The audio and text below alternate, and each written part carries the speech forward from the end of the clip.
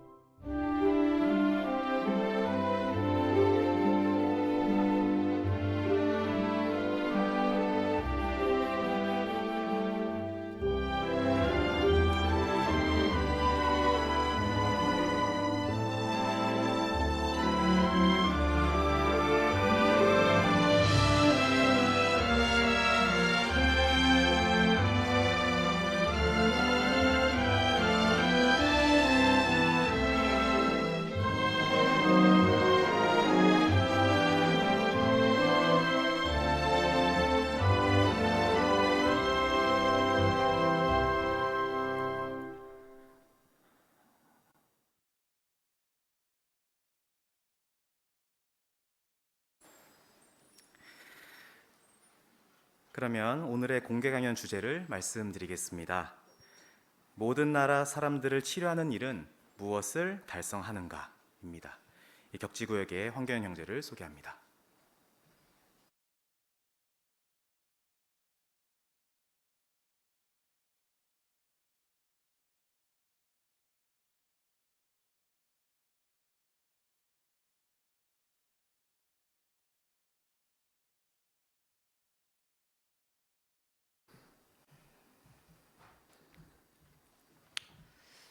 정말 가고 싶지 않지만 어쩔 수 없이 가게 되는 곳이 있습니다. 그것도 꽤 자주. 어디를 말하고자 할까요? 연설의 주제를 통해 유추해 볼 수 있는 것처럼 병원입니다. 특히 코로나 기간에 우리 모두가 병원 대기실에 앉아서 자신의 진료받을 차례를 오랫동안 기다려본 경험이 모두 있으실 텐데요. 특히 사람들에게 잘 알려진 병원일수록 더 오랜 시간 기다려야 할지 모릅니다. 그런데도 항상 더 기꺼이 기다리려고 하죠. 이유가 뭘까요? 생각보다 간단합니다. 우리 모두가 최상의 치료를 받아서 행복한 상태를 유지하기를 원하기 때문이죠.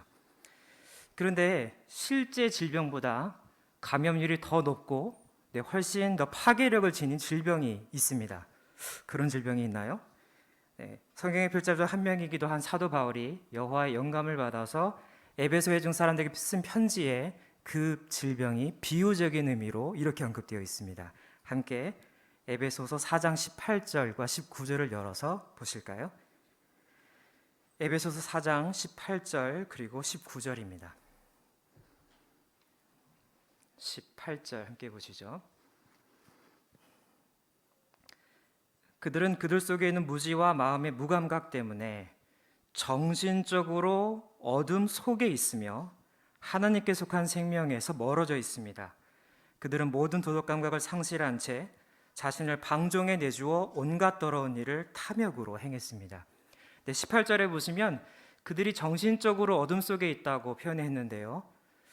기원 60년경 당시 그 당시에는 에베소에 정말 물질적으로 많은 것을 가졌고 또 지성과 학식을 갖춘 사람들도 많았습니다. 근데 바울은 왜 이렇게 표현했을까요? 19절에 보면 정신적인 어둠이 어떤 결과를 가져왔는지 설명을 하고 있는데 계속 보시면 그 정신적 어둠이 그들의 모든 도덕 감각을 상실하게 했고 온갖 더러운 일을 탐욕으로 행했다고 설명합니다. 그러니까 정신적인 어둠, 영적인 질병이 그들을 멸망으로 인도하고 있었고 또 성구에 보면 하나님께 속한 생명으로부터 멀어져 있다고 설명한 것이죠. 오늘날의 상황도 비슷합니다. 우리 주변에 많은 사람들은 이미 많은 물질을 가지고 있고 또 누구보다도 세상적 지식을 많이 가지고 있을지 모르지만 그들은 여전히 영적인 어둠에 휩싸여 하나님에게서 점점 멀어져 가고 있습니다. 우리가 건강하고 행복한 상태를 계속 유지하기 위해선 신체적인 치료에 대해서 영적인 치료도 정말 절실히 필요합니다. 이유가 무엇입니까? 그것만이 우리가 참된 생명, 즉 영원한 생명을 누릴 수 있게 도와줄 것이기 때문에 그렇습니다. 그러면 과연 누가 우리에게 이 두 가지 부면에서 가장 완벽한 치료를 배워줄 수 있을까요? 바로 우리 창조주이시며 가장 위대한 의사이신 여호와께서만이 그러한 치료를 베푸실 수 있습니다. 그러면 그분은 어떻게 이 일이 가능해지게 하실까요? 이 점이 이 연설에서 다루고자 하는 가장 중요한 요점입니다. 그럼 먼저 신체적인 치료와 관련된 점부터 함께 생각해 보기를 원합니다. 아까 조금 둘러보니까 어린아이들도 몇 명 보이더라고요. 그리고 우리 모두도 어린 시절이 있었죠. 그때를 떠올려 보시죠. 신나게 밖에서 놀다가 넘어져서 피가 나는 경우가 있습니다. 놀라기 때문에 우리는 부모에게 달려가는데 피가 멈추지 않는 상황이라면 아마 바로 응급 상황이기 때문에 바로 병원으로 달려가겠죠. 그런데 일반적인 경우에 어떻게 부모님이 처리하시죠?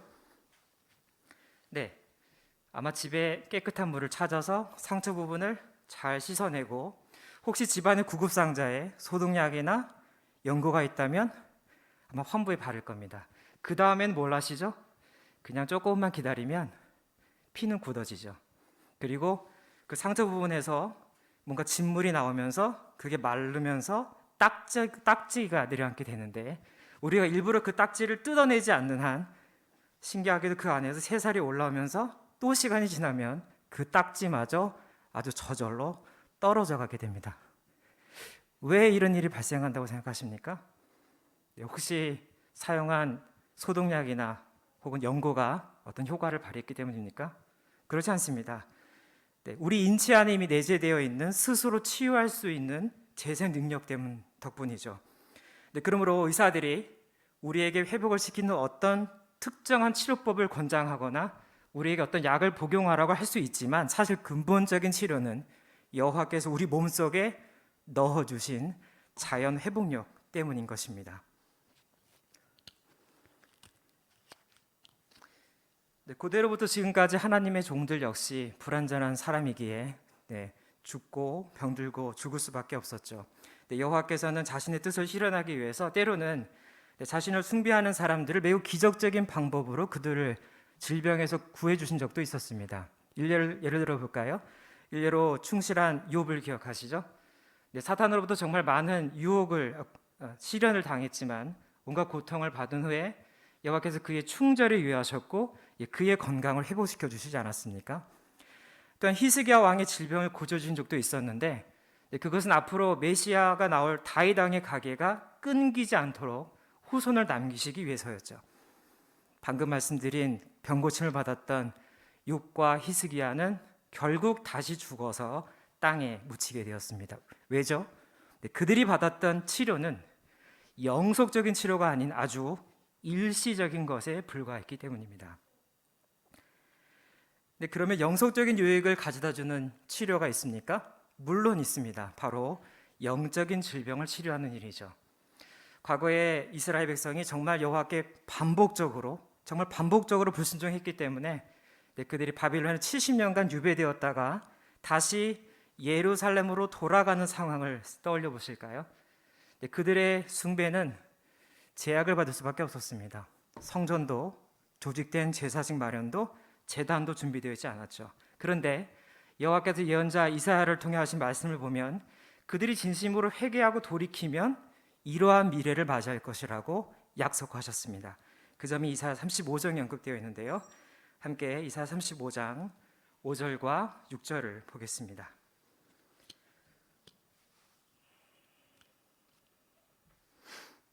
5절. 그때 눈먼 사람들의 눈이 뜨이고 귀 먹은 사람들의 귀가 열릴 것이다. 그때 저는 사람은 사슴처럼 뛰고 말 못하는 사람의 혀는 기뻐 외칠 것이다. 광야에서 물이 터져 나오고 사막 평원에서 시내가 흐를 것이다. 선거에 보면 눈 멀고 귀 먹은 사람들, 젖는 사람, 말 못하는 사람이 고침을 받게 될 것이다라고 말합니다.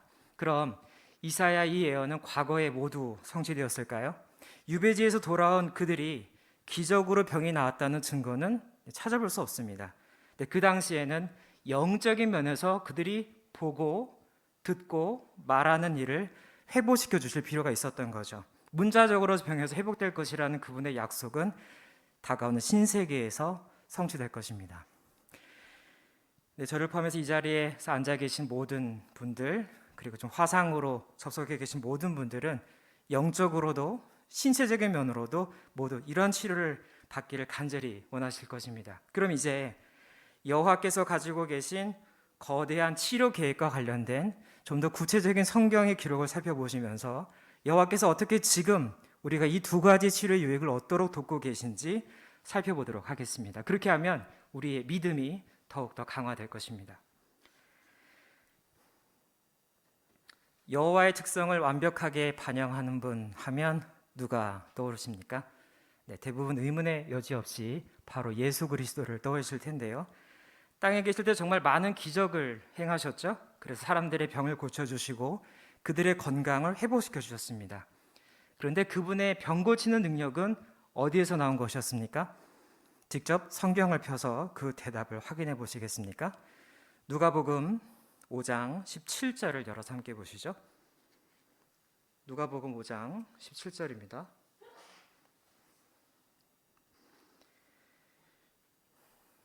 17절. 어느 날 그분이 가르치고 계실 때에 갈릴리와 유대 모든 마을과 예루살렘에서 온 바리새인과 율법 교사들이 거기에 앉아 있었다. 그분에게는 병을 고칠 수 있는 여호와의 능력이 거기 있었다. 네, 그렇습니다. 여호와의 능력으로 그러한 기적을 행하셨던 거죠. 그리고 그 일은 그 당시 성서에 약속된 메시아라는 강력한 증거가 되었고, 또 가까운 장래에 그분이 통치를 하게 될 때 여호와로부터 받으신 그 능력으로 어떻게 모든 일을 치료하실 것임을 우리는 확신할 수 있게 됩니다. 또한 예수의 충실한 사도들 역시 이러한 병 고치는 능력을 받았었는데요. 그러한 능력은 역시 여호와께서 그들을 뒤에서 후원하신다는 증거였고 1세기 그리스도인들에게 정말 큰 행복과 기쁨을 가져다 주었습니다. 그런데 그리스도교가 확고하게 정착된 후에 이러한 병 고침의 선물은 사라지게 되죠. 어떤 분들은 여기까지 들으시면 이런 말씀을 하시더라고요. 여호와의 증인의 그리스도인 회중에도 아직도 그러한 병 고치는 선물이 있다면 좋지 않을까요? 우리가 먼저 사람들의 필요를 고쳐주고 우리가 완고 소식을 전하면 아마 더 많은 사람들이 여호와께 인도될 텐데요. 혹시 예수께서도 그런 비슷한 견해를 가지셨을까요? 성경을 열어서 한번 확인해 보겠습니다. 함께 마태복음 9장을 열어보실까요? 마태복음 9장 35절과 36절을 함께 읽어보겠습니다. 35절입니다. 예수께서는 모든 도시와 마을을 두루 다니시면서 회당에서 가르치고 왕국의 좋은 소식을 전파하며 온갖 질병과 병약함을 고쳐주셨다. 그분은 무리를 보고 불쌍히 여기셨다. 그들이 목자 없는 양처럼 찢겨지고 내버려졌기 때문이다. 기록된 순서에 유의해 보셨습니까? 먼저 가르치고 전파하며 그 다음 온갖 질병과 병약함을 고쳐주셨다. 물론 복음서에 열거된 모든 상황에서 항상 예수께서 가르친 일이 먼저 언급된 것은 아닙니다. 하지만 평행하는 기록인 마태복음 4장이나 누가복음 9장 11절에 보면 같은 순서로 기록되어 있는 것을 볼 수 있는데요. 무엇을 유추해 볼 수 있습니까? 예수의 주된 관심사는 그 당시 사람들의 질병을 고치는 일이 아니라 좋은 소식을 전파하는 것, 그러니까 그들의 정신 그리고 마음에 대한 영적인 치료였습니다. 방금 읽은 9장 36절에서 보시면 예수께서 그들을 불쌍히 여기신 이유가 무엇이었죠? 아파서 불쌍해 보였나요? 아닙니다. 그들이 목자 없는 양처럼 느껴졌기 때문이었습니다. 하지만 안타깝게도 예수 당시의 사람들은 어떤 반응을 보였습니까? 그들은 예수의 훌륭한 가르침에도 기적에 의한 그런 병고침에도 그들은 감사조차 표현하지 않았습니다. 오히려 예수를 배척하고 그분을 죽음으로 몰았죠. 다시 말하면 그들은 스스로 영적인 치료받기를 아주 단호하게 거절한 것과 마찬가지였습니다. 오늘날의 상황도 비슷합니다. 우리 주변의 많은 사람들은 여전히 영적인 필요를 의식하지 못하고 있으며 예수께서 흘리신 피가 나와 무슨 관계가 있는지 좋은 기회가 있을 때 우리가 전하려고 해도 안타깝게도 잘 들으려고 하지 않습니다. 그런데 만일 그들이 계속해서 그런 태도를 나타낸다면 결국 여호와께서 베푸시는 영속적인 치료는 결코 받을 수 없을 것입니다. 그러면 오늘날 이 영적으로 치료하는 일과 관련하여 어떤 일들이 이루어지고 있습니까? 앞에서 육적 이스라엘이 거듭거듭 불순종한 말씀을 드렸죠. 그래서 결국 여호와께서는 기원 33년 오순절날 더 이상 혈통상의 육적 이스라엘이 아닌 새로운 나라를 상대해 오셨습니다. 사도 베드로는 이 새로운 나라에 대해서 이렇게 표현하는데요. 함께 베드로전서 2장 9절을 열어서 그 점을 확인해 보겠습니다. 베드로전서 2장 9절을 함께 보시죠. 2장 9절입니다. 그러나 여러분은 선택된 민족이고 왕겸 제사장이며 거룩한 나라이고 특별한 소유가 된 백성입니다. 그것은 여러분을 어둠에서 불러내어 자신의 놀라운 빛으로 들어가게 하신 분의 탁월하심을 여러분이 널리 전하게 하려는 것입니다. 성경에 보시면 선택된 민족, 왕겸 제사장, 거룩한 나라 이런 표현들을 볼 수 있죠. 이 새로운 나라는 기름 부음 바른 그리스도로 이루어진 영적 이스라엘을 가리킵니다. 바로 여호와께서 그들을 영적인 어둠에서 불러내셔서 그들을 계몽되도록 도우셨죠. 하반절에 보는 것처럼 그들이 받은 소명대로 열심히 여호와의 탁월하심을 널리 전한 결과 또 어떤 결과가 있게 되었습니까? 바로 성경에 예언된 큰 무리가 등장하게 되었습니다. 그 점에 요한계시록 7장에 언급되어 있는데요. 함께 열어서 살펴보실까요? 요한계시록 7장 9절입니다. 7장 9절 함께 보시죠. 그 후에 내가 보니 아무도 셀 수 없는 큰 무리가 모든 나라와 종족과 민족과 언어에서 나와 왕좌 앞과 어린 양 앞에 희고 긴 옷을 입고 서 있었다. 여기까지만 보시죠. 여기서 아무도 셀 수 없다는 말의 의미는 아시는 것처럼 그들의 수가 정해지지 있지 않다는 것입니다. 그 누구도 큰 무리의 수를 알 수 없습니다. 그럼 여기 왕좌 앞과 어린 양 앞에 희고 긴 옷을 입고 서 있다는 말의 뜻은 또 무엇일까요? 이어지는 성구 7장 14절 하반절을 보시면 그 정답을 찾아보실 수 있는데요. 계속해서 7장 14절 하반절을 보실까요? 성구를 보시면 이 사람들은 큰 무리를 가리키죠. 큰 환난에서 나오는 사람들입니다. 그들은 어린 양의 피에 자기들의 긴 옷을 씻어 희게 했습니다. 방금 보신 9절과 14절에 모두 공통적으로 어린 양이 언급되죠. 바로 예수를 가리킵니다. 그러므로 어린 양의 피는 예수께서 인류를 위해 흘리신 피를 상징하며 우리가 지금 그에 대한 믿음을 계속 나타낼 때 우리는 영원한 생명의 축복을 기대할 수 있는 것입니다. 바로 지금 그러한 큰 무리가 정말 놀라운 속도로 계속 모아들여지고 있습니다. 지난 한 해 전 세계가 팬데믹인 상황이었죠. 2021년 여호와의 증인의 보고를 보면 한 해 동안 하나님께 헌신하고 침례를 받은 사람의 수가 17만 1393명이었다는 보고를 보셨습니다.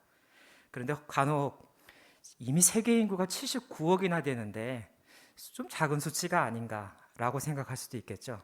그럼 지난 10년간의 수치를 말씀드려 볼까요?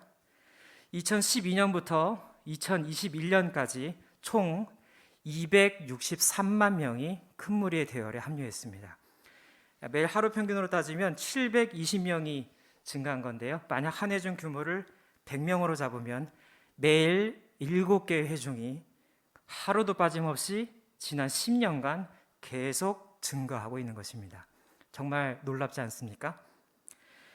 우리 모두는 바로 이 세상 저대의 끝을 생존하도록 분리되는 그 사람들과 함께 계속 머물러 있기를 정말 간절히 바랄 것입니다. 그렇다면 우리 모두에게 꼭 해야 하실 일이 있습니다. 무엇입니까? 오늘처럼 이러한 영적인 집회를 참석하고 대회, 또 우리가 늘 제공받는 성경 출판물, 그리고 매달 제공되는 JW 동영상, 방송, 그 여러 동영상들을 놓치지 않기 위해서 최선의 노력을 기울일 필요가 있습니다. 이유가 뭘까요?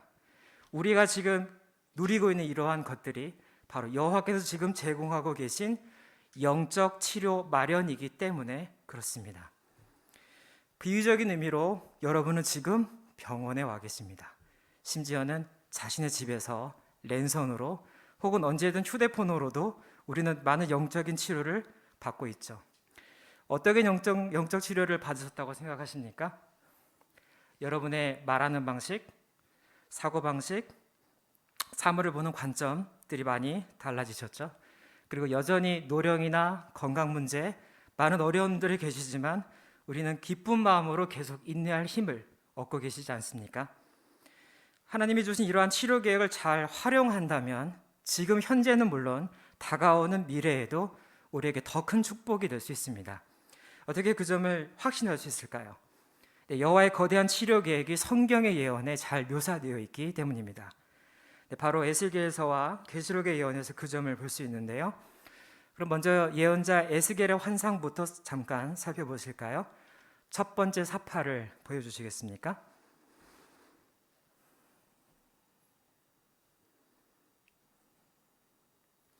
네, 에스겔 47장에 언급된 여호와의 성전에서 흘러나오는 강을 묘사한 그림인데요.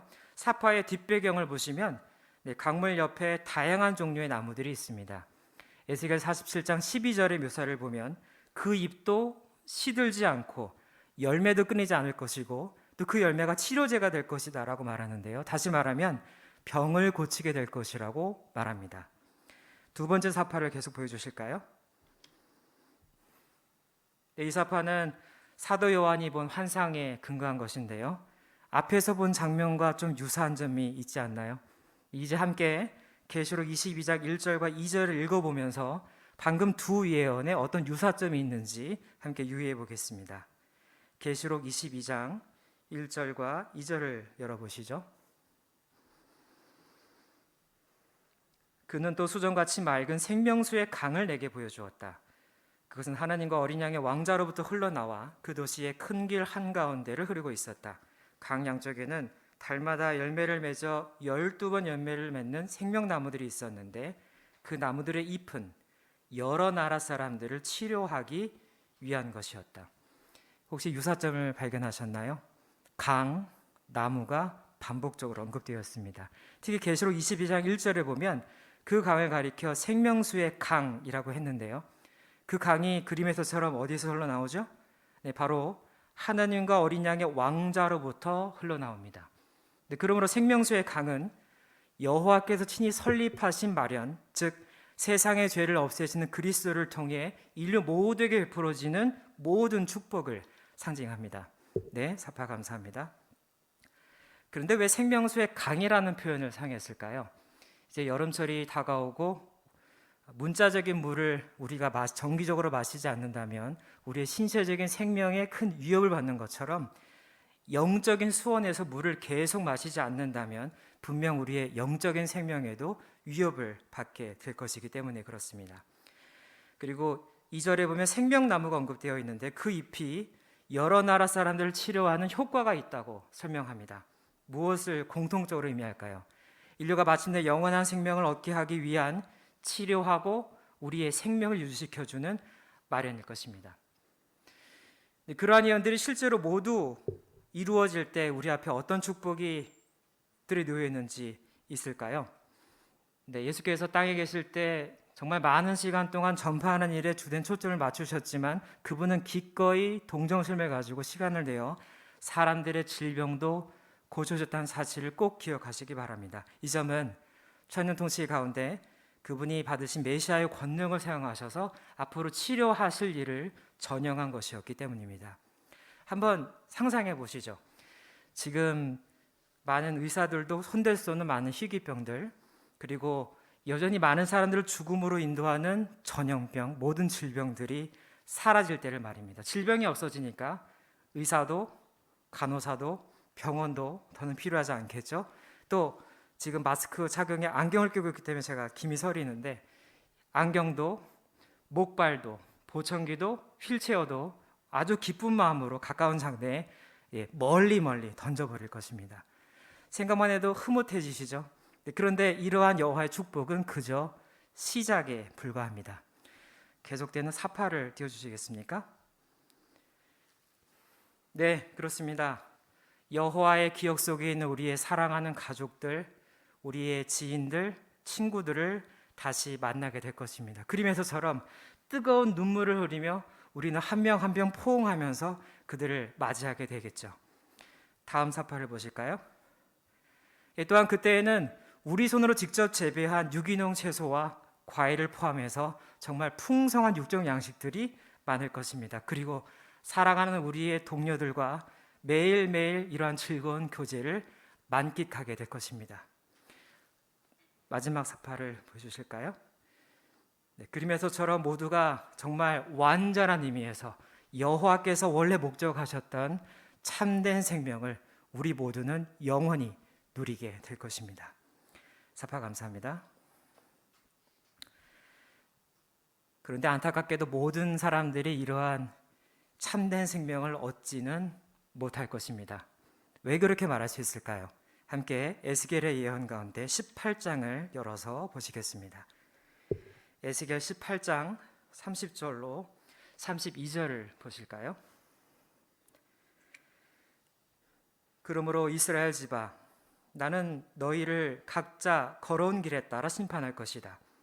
주권자인 주 여호와의 말이다. 돌아서라. 너희의 모든 범법 행위에서 완전히 돌아서라.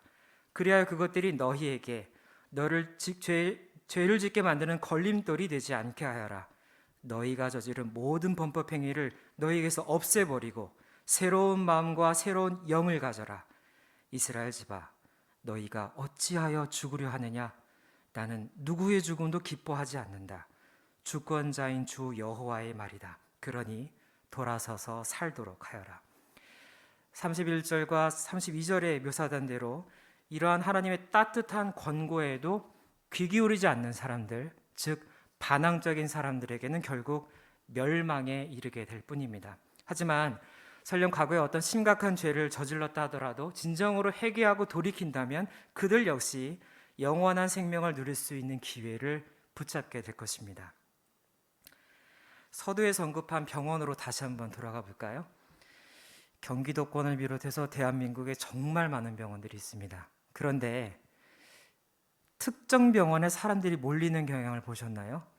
아마 산부인과, 외과, 또 심장질환과 어디가 더 나은지 사람들은 어떻게 알게 되었을까요?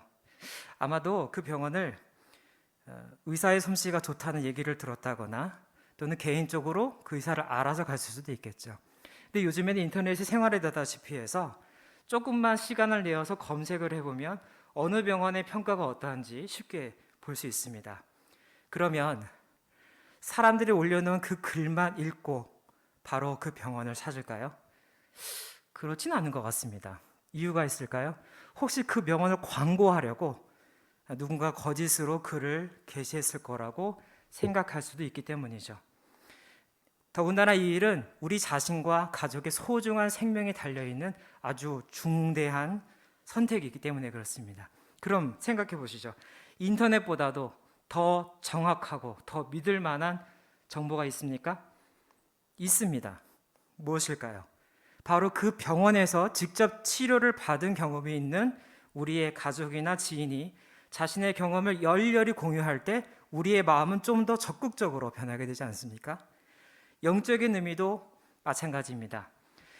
어떤 분들은 스스로 영적인 필요를 의식하셔서 정말 여러 종교를 조사하고 검토한 끝에 진리를 발견하셨고 지금 이 자리에 앉아 계신 분들도 계시죠. 하지만 그러한 분들은 사실상 극소수에 불과합니다. 여러분은 어떻게 진리를 알게 되셨습니까? 아마 여러분의 부모님, 가족들, 지인들 혹은 낯선 사람으로부터 이러한 놀라운 소식을 들었을 겁니다. 특히 한 분, 여호와라는 의사 한 분을 소개받았을 건데요.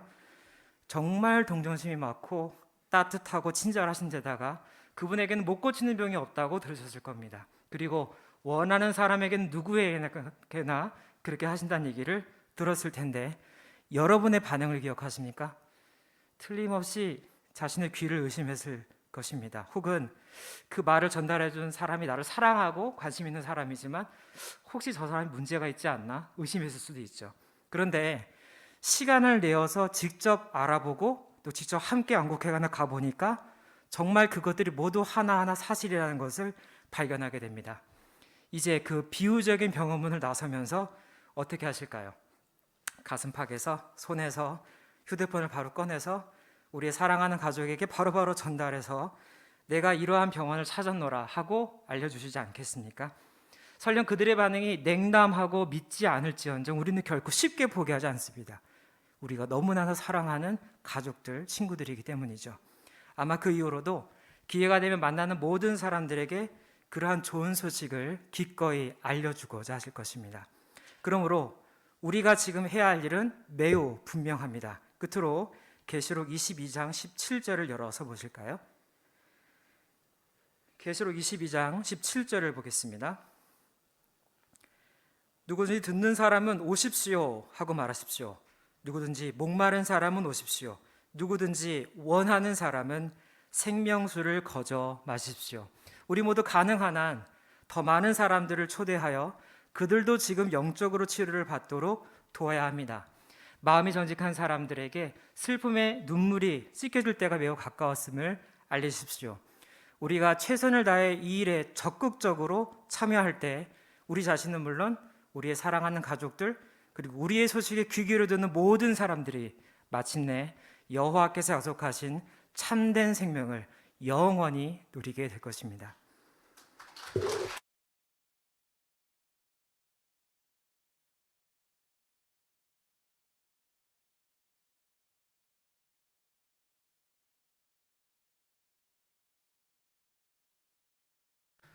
네, 여호와께서 우리를 영적으로 치료하신다는 확신이 강해지는 내용이었습니다. 격려적인 강연에 수고해 주신 황 형제 감사드립니다. 또 강연을 잘 집중하고 들어주신 모든 분들에게도 감사드립니다. 다음 주에도 동일한 시간에 아주 흥미로운 공개 강연이 준비되어 있습니다. 다음 주 연재는 이러합니다. 마귀는 실제로 존재하는가? 오늘처럼 관심 있는 많은 분들을 초대하여서 같은 유익을 얻으시길 바랍니다. 그러면 전 세계적으로 동일하게 진행되는 파스텔 연구회 모두를 초대합니다. 파스텔 연구 사회자 김태형 형제를 소개합니다.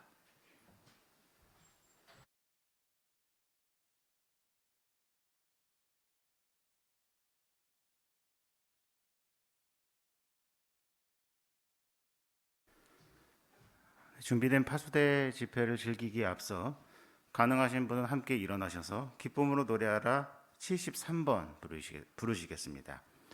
담대함을 주소서 사도행전 4장 29절에 근거한 노래를 함께 부르시고 파수대 집회를 즐기도록 하겠습니다.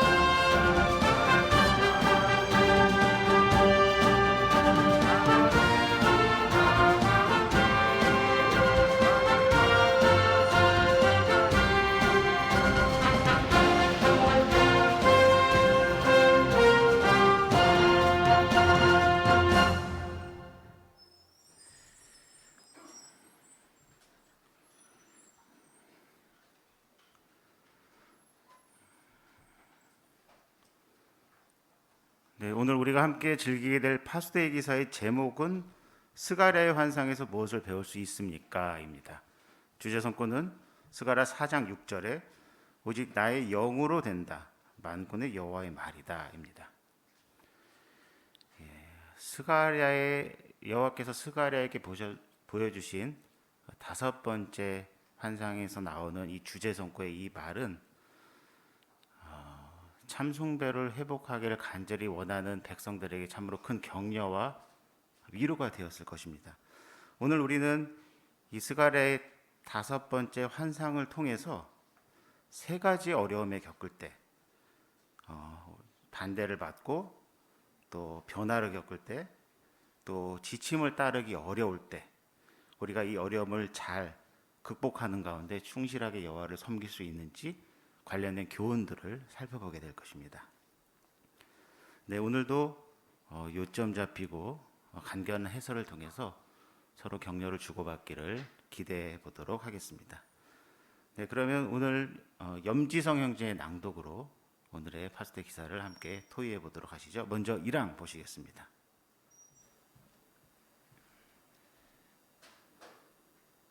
유대인들은 한껏 들떠 있었습니다. 여호와 하느님께서 페르시아 왕 키르스의 영을 움직이셔서 수십 년간 바빌론에 유배되어 있던 이스라엘 백성을 풀어주신 것입니다. 키르스 왕은 유대인들에게 고국으로 돌아가 이스라엘의 하느님 여호와의 집을 재건하라고 명령했습니다. 참으로 가슴 설레는 명령이었습니다.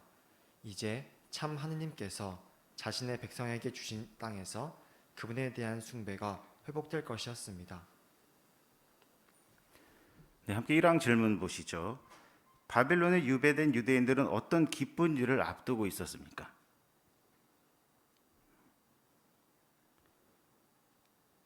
네, 앞에 김영란 자매.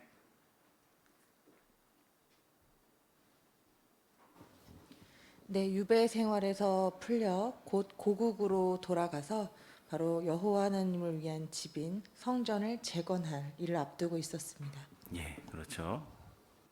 네, 이지훈 형제. 예, 그 소식은 참 숭배가 회복될 것이라는 정말 가슴 설레이는 그런 소식이었습니다. 네, 그렇습니다. 자, 그러면 이어서 2항을 보시겠습니다. 기원전 537년에 유대인 유배자들이 남쪽 유다 왕국의 수도였던 예루살렘에 처음으로 도착했습니다. 그들은 곧 성전을 재건하기 시작했고 기원전 536년에 성전의 기초를 놓았습니다. 예루살렘에 돌아온 유대인들은 처음에 어떤 일을 해냈습니까? 네, 주매 최보람 자매. 성전을 성전을 제거하고 이틀을 놓았습니다. 네, 그렇죠. 아주 잘 발표해 주었습니다. 감사합니다.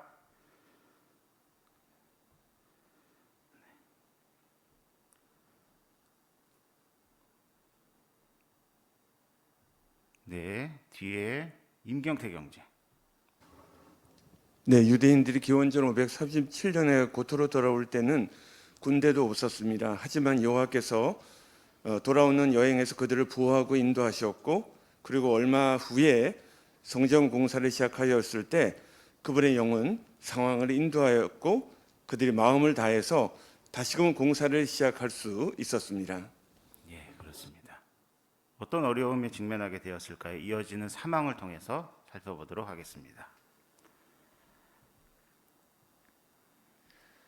하지만 그들이 성전 재건에 착수하자 심한 반대가 시작되었습니다. 주변 민족들이 계속해서 유다 백성의 의욕을 떨어뜨리고 그들을 낙담시켜서 건축 일을 방해했습니다. 게다가 상황은 더욱 악화되었습니다. 기원전 522년에 아닥타스다가 페르시아의 새로운 왕이 되었습니다. 반대자들은 이 일을 기회로 삼아 유대인들이 성전 공사를 완전히 중단하도록 법의 이름으로 괴롭혔습니다. 그들은 아닥사스다 왕에게 편지를 써서 유대인들이 반란을 꾸미고 있다고 보고했습니다. 왕은 그 거짓말을 믿었고 성전 공사를 금지하는 명령을 내렸습니다. 그로 인해 유대인들에게 기쁨을 주던 성전 건축이 중단되었습니다. 네, 유대인들은 어떤 반대에 직면했습니까? 네, 뒤에 이금지자매. 주변 민족들이 성전 건축을 방해했고 아닥사스다가 새로운 페르시아의 왕이 되자 반대자들이 거짓 보고를 해서 성전 공사가 금지됐습니다. 네, 그렇죠.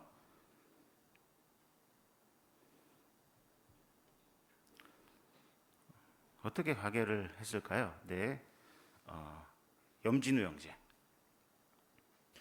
여기 에스라 4장 11절로 16절에 보면 반대자들이 성전을 건축하고 있는데도 불구하고 도시를 재건하고 있다고 그렇게 거짓 보고를 하는 일이 있었습니다.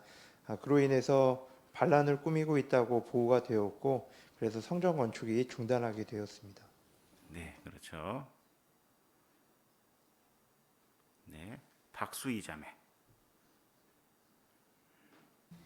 그리고 반대자들은 에스라 4장 13절에서 아닥사스다 왕에게 성전 재건이 끝나면 유대인들은 세금도 공세도 통행세도 바치지 않을 것이라고 편지했습니다. 그렇게 그들은 시편 94편 20절의 내용처럼 유대인들을 법의 이름으로 괴롭혔습니다. 네, 그렇습니다. 네, 이처럼 사실이 아닌 이런 보고들로 인해서 성전 건축이 중단되게 되었습니다. 여호와께서 어떻게 백성들을 격려하시고 힘을 주셨을까요? 이어지는 사항을 보시겠습니다. 주변의 이교 민족들과 페르시아의 몇몇 정복 관리들은 성전 재건을 중단시키기로 결심했습니다. 하지만 언제나 자신의 목적을 이루시는 여호와께서는 반드시 그 공사를 계속 진행시킬 생각이셨습니다. 그분은 스가랴라는 담대한 예언자를 선택하셔서 그에게 8개의 감동적인 환상을 보여주셨습니다. 스가랴는 유대인들을 격려하기 위해 그 환상들을 전해주었습니다. 유대인들은 그 격려적인 환상들을 통해 반대자들을 두려워할 필요가 없다는 것을 깨닫고 여호와의 일을 계속 수행하려는 마음을 갖게 되었습니다. 스가랴는 그중 5번째 환상에서 등잔대와 올리브나무 2그루를 보았습니다. 함께 이사야 55장 11절을 보시겠습니다. 어느 분이 낭독해 주실까요? 네, 박수영 자매. 내 입에서 나가는 나의 말도 그러할 것이다. 그것은 성과 없이 내게로 돌아오지 않고 내가 기뻐하는 것을 틀림없이 이루며 내가 하라고 보낸 일을 확실히 이룰 것이다. 네, 박자매 감사합니다. 사항 질문 보시죠. 반대자들이 성전 공사를 방해하자 여호와께서는 어떻게 하셨습니까?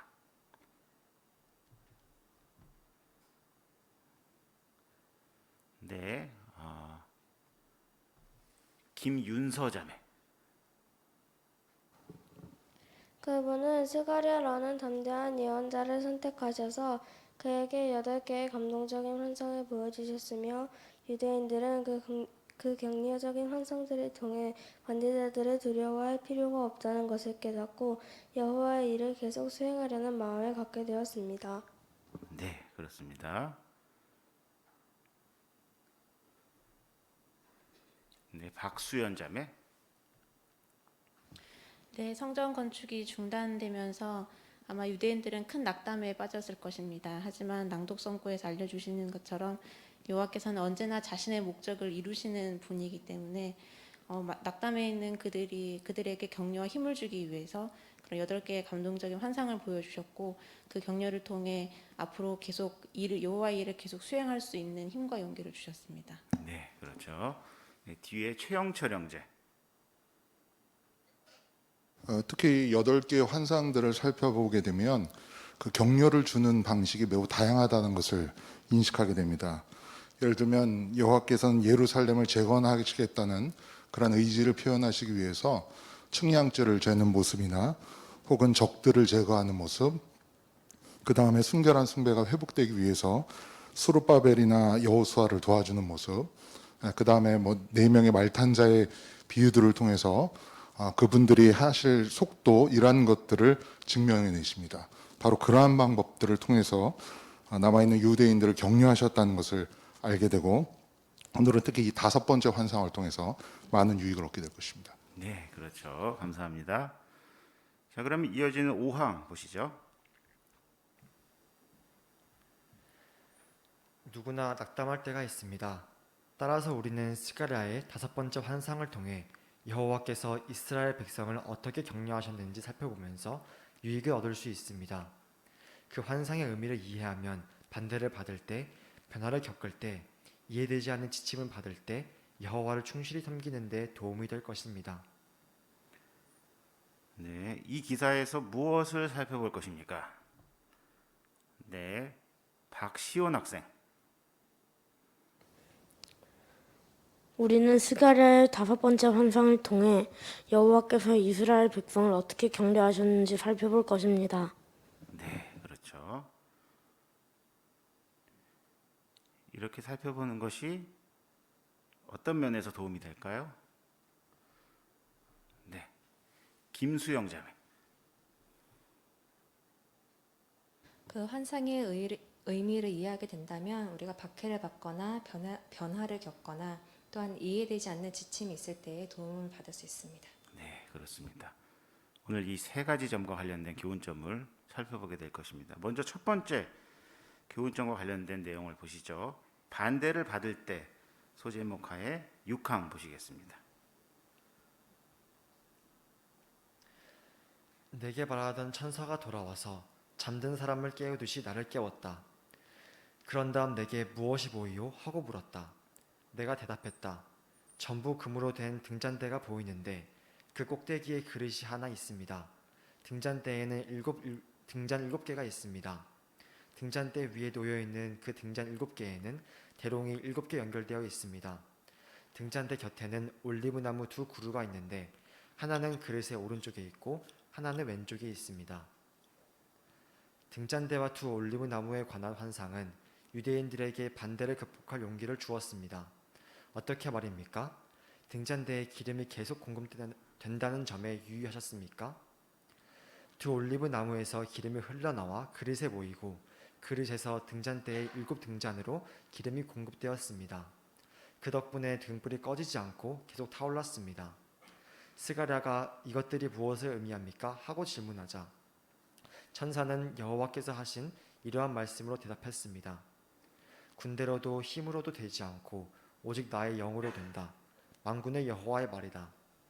올리브 나무에서 나오는 기름은 끊임없이 공급되는 여호와의 강력한 성령을 상징했습니다.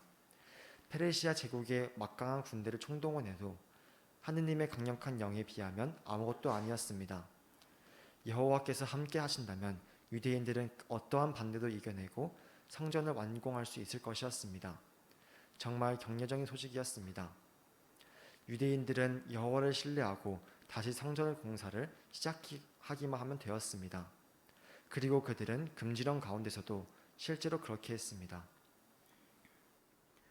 네, 6항 질문 보시죠. 유대인들은 스가랴 4장 1절로 3절에 나오는 등잔대와 2 올리브 나무에 관한 환상을 통해 어떻게 용기를 얻었습니까? 네, 앞에 김초연 자매. 네, 스가랴 4장 6절 7절에서 말 그대로 군대도 힘도 아닌 여호와의 성령으로 후원하시겠다고 약속하셨습니다. 정말 두려움이 많았겠지만 마음이 든든해지는 약속을 듣고 분명히 용기를 얻었을 것 같습니다. 네, 그렇죠.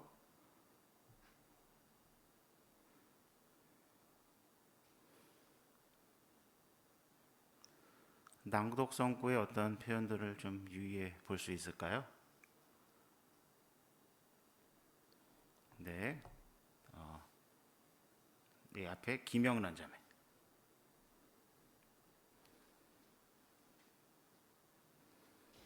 이 낭독 성구에서 이 환상을 본 스가랴 입장에서 그리고 유대인들이 이 환상을 들었을 때 등불이 꺼지지 않고 기름이 계속 공급된다는 것에 유의했을 것입니다.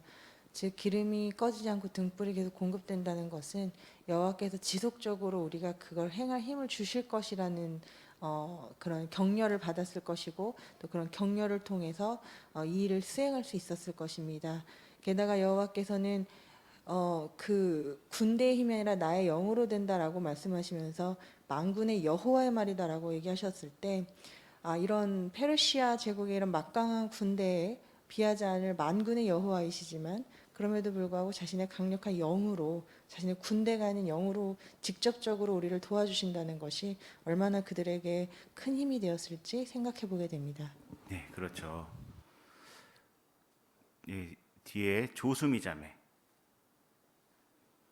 네, 당시에 유대인들이 겪고 있는 문제는 굉장히 큰 산처럼 보였을 텐데요. 주변 이교 민족과 페르시아의 관리들을 포함해 반대자들이 유대인들에 비해서 압도적으로 많았기 때문에 그들에게는 어떤 때보다 강한 믿음이 필요했습니다.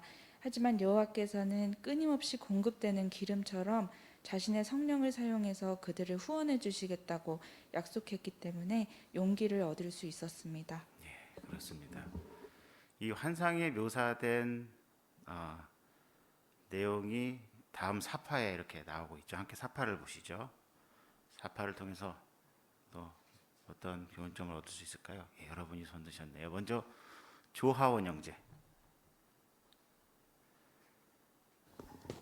두 올리브 나무에서 기름이 흘러나와 그릇에 모이고 그릇에서 등잔대에 7 등잔으로 기름이 공급되었습니다. 그 덕분에 등불이 꺼지지 않고 계속 타올랐습니다. 올리브 나무에서 나오는 기름은 끊임없이 공급되는 여호와의 강력한 성령을 상징했습니다.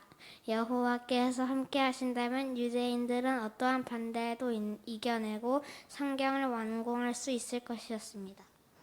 네, 아주 정확하게 묘사를 해줬네요. 감사합니다. 네, 김초아 자매. 네, 등잔대만 보면 바람이 불고 비가 오면 꺼질 것 같은 등잔대입니다. 하지만 이 계속 공급되고 있는 이 콸콸 쏟아지는 기름으로 인해 이 등잔대는 결코 꺼지지 않고 불타오를 것임을 확신하게 되는데요.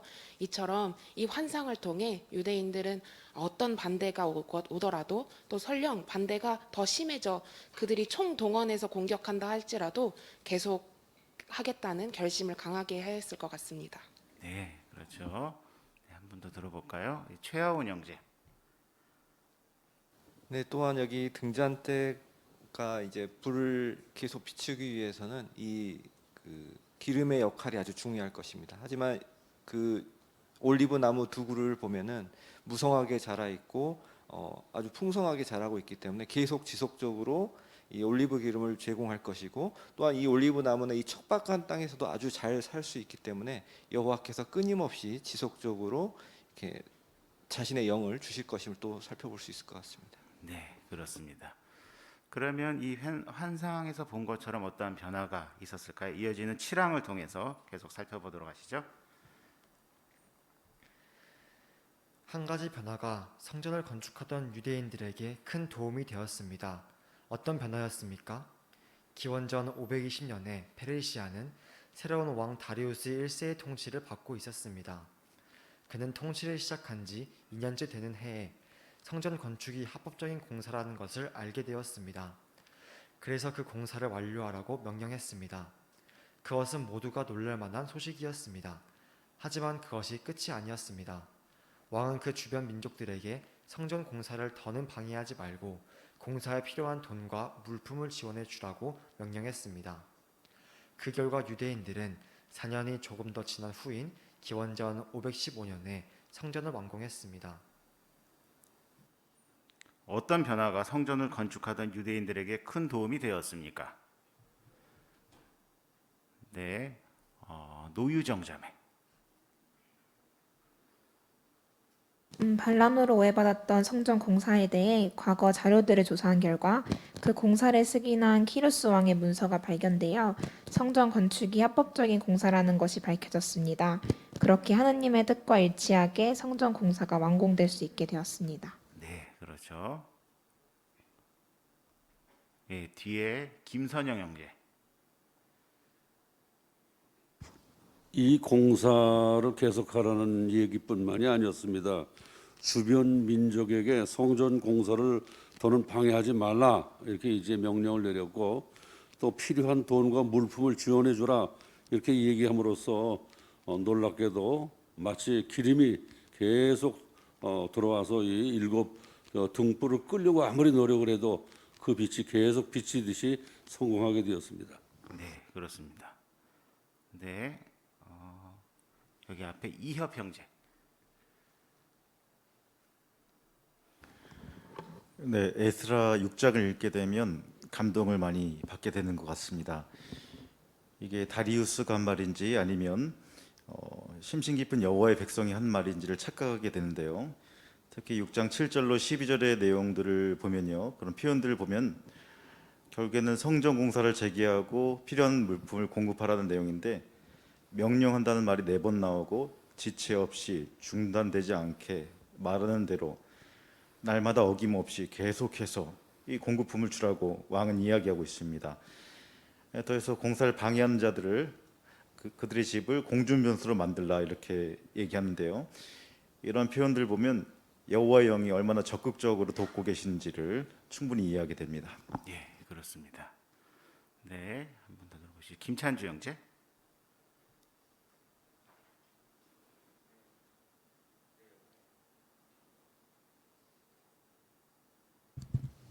네, 여기서 알려주는 다리우스 1세와 관련해서 살펴보았는데 이 다리우스 1세 왕은 과거 비잔티움, 지금 이스탄불을 수도로 만들고 트라키아의 유럽 지역을 침공해서 기원전 508년에는 트라키아를 정복하고 또 기원전 496년에는 마케도니아를 정복하는 대단한 일을 수행하였습니다.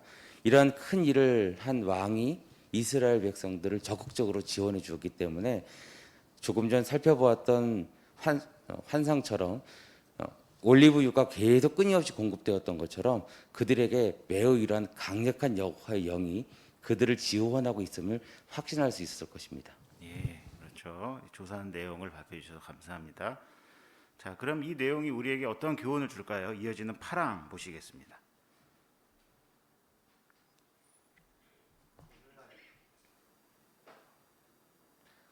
오늘날에도 많은 여호와의 숭배자들은 반대에 직면합니다.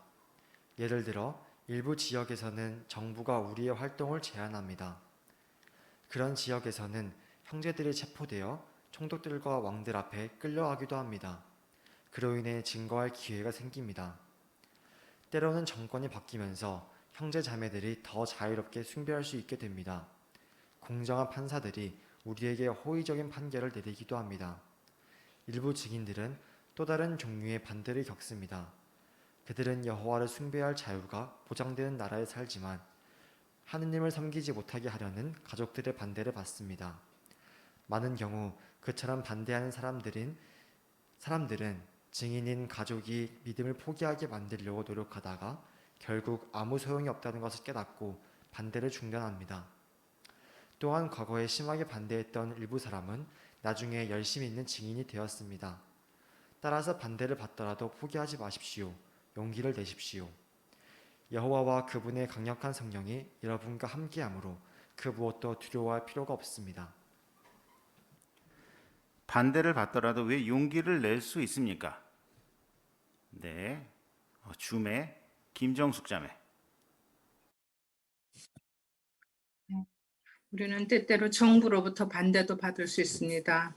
체포되어서 총독들과 왕들 앞에 끌려가기도 하지만 그들에게 증거할 용기를 가질 수 있는데 바로 정권이 바뀌면서 또한 자유롭게 되는 경우도 있고 또 다른 반대로서 가족들의 반대도 있을 수 있습니다. 하지만 반대를 한다 할지라도 그들이 때가 되면 또 반대하던 사람들이 또 진리를 깨닫고 나중에 증인이 될 수 있는 그런 기회가 있기 때문에 어떠한 반대가 있더라도 포기하지 않고 용기를 낸다면 우리가 그들에게 좋은 증거를 함으로써 여호와께서 성령이 우리와 함께 하신다는 것을 입증할 수 있을 것입니다. 네, 그렇죠. 김자매 감사합니다. 네, 계속 주매 한준기 형제. 예, 특히 지금은 마지막 때 살면서 사탄의 영향이 아주 강력한 시기입니다.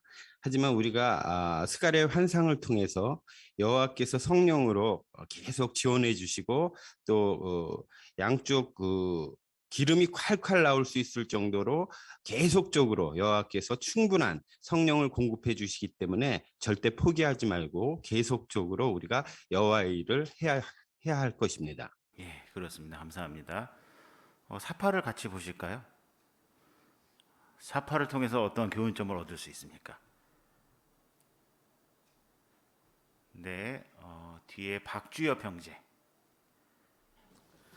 네, 실제로 이렇게 반대를 받으면서 어려운 상황에 부딪힐 때 이 기름과 같은 여호와의 성령이 나에게 작용하길 바라는데요. 사실 이러한 아버지의 힘을 의지하려는 생각을 떠올리게 하는 것 자체 역시 성령일 것입니다. 이 과거 유대인들이 계속해서 이런 등잔 때 감동적인 환상을 묵상하여서 여호와의 돌보심을 확신했던 것처럼 우리 역시 여호와께서 우리를 인도해 주셨던 많은 손길들을 기억한다면 이렇게 반대를 받거나 투옥될 때에도 진정 여호와의 힘을 의지할 수 있을 것입니다. 네, 그렇죠. 감사합니다. 네, 예. 김희숙 자매. 네, 돌이 많아서 또 물이 없어 보여서 과연 여기서 나무가 어떻게 자랄까 싶지만 불사조처럼 올리브 나무는 자라서 다량의 좋은 질의 기름을 지금 쏟아내고 있습니다. 여러 가지 반대 상황 때문에 오히려 여호와께서 나를 버리셨나 싶은 상황이지만 우리는 여호와의 힘에 의지함으로 더 많은 성령을 여호와께서 주실 것임을 알기 때문에 결코 용기를 잃지 않습니다. 네, 그렇습니다. 예, 감사합니다. 네, 이렇게 첫 번째 교훈점을 살펴보았습니다. 과거 여호와를 온전히 의지했던 백성들처럼 우리도 반대를 받을 때 여호와의 힘에 의지해야 된다는 그런 교훈점을 배울 수 있었습니다. 두 번째 교훈점을 살펴보시죠. 변화를 겪을 때 구황입니다. 새로운 성전의 기초가 놓일 때 몇몇 연로한 유대인은 눈물을 흘렸습니다.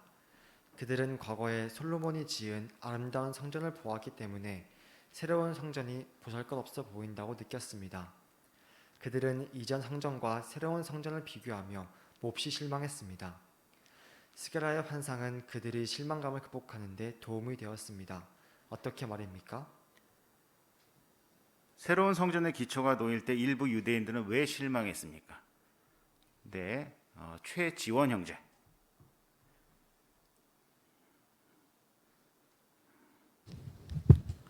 일부 연로한 유대인들은 과거에 솔로몬이 지은 아름다운 성전을 보았었기 때문에 새로운 성전이 이전 성전에 비해 보잘것없어 보인다고 느끼며 실망했습니다.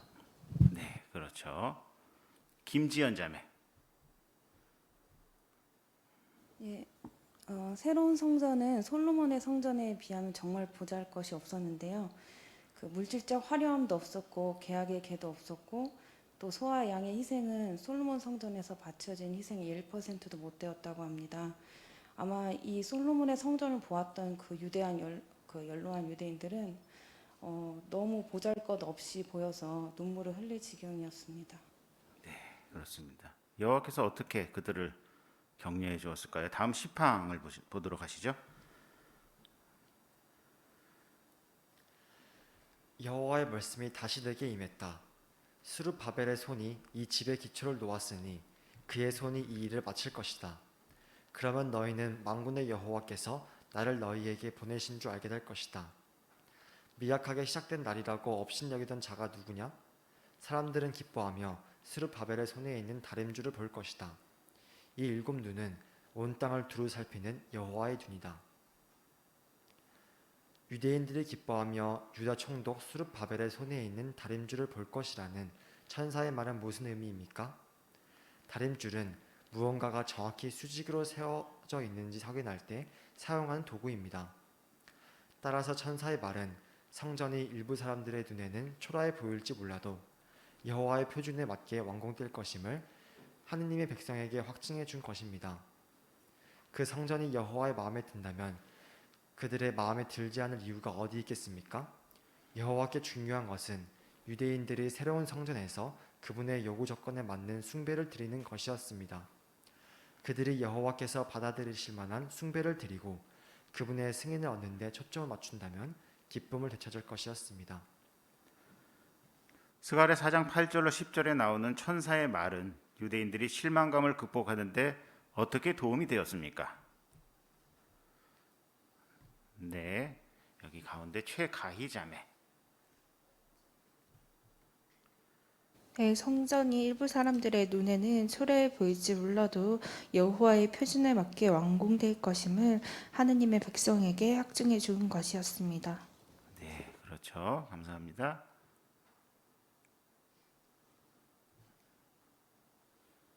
네, 김수영 자매. 10절의 마지막 부분을 보면은 이 일곱은 여호와의 눈이다. 이들이 온 땅을 두루 살피고 있다라고 기록되었습니다.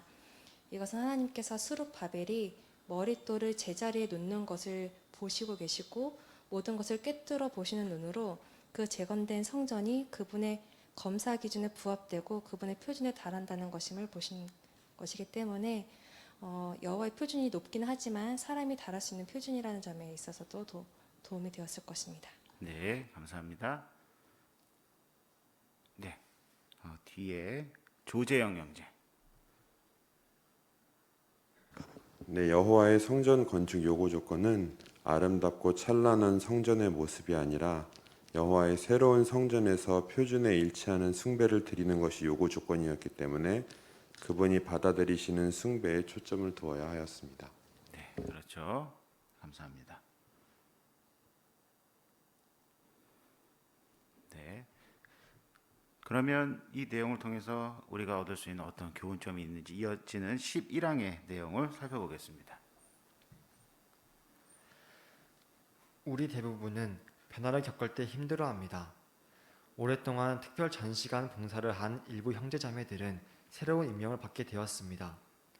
나이 때문에 소중히 여기던 임명을 내려놓은 형제자매들도 있습니다. 그처럼 삶에 큰 영향을 주는 변화를 겪을 때 실망감을 느끼는 것은 이상한 일이 아닙니다. 처음에는 그 결정을 온전히 이해할 수 없거나 받아들이기 힘들지 모릅니다. 이전이 더 좋았다는 생각이 들 수도 있습니다.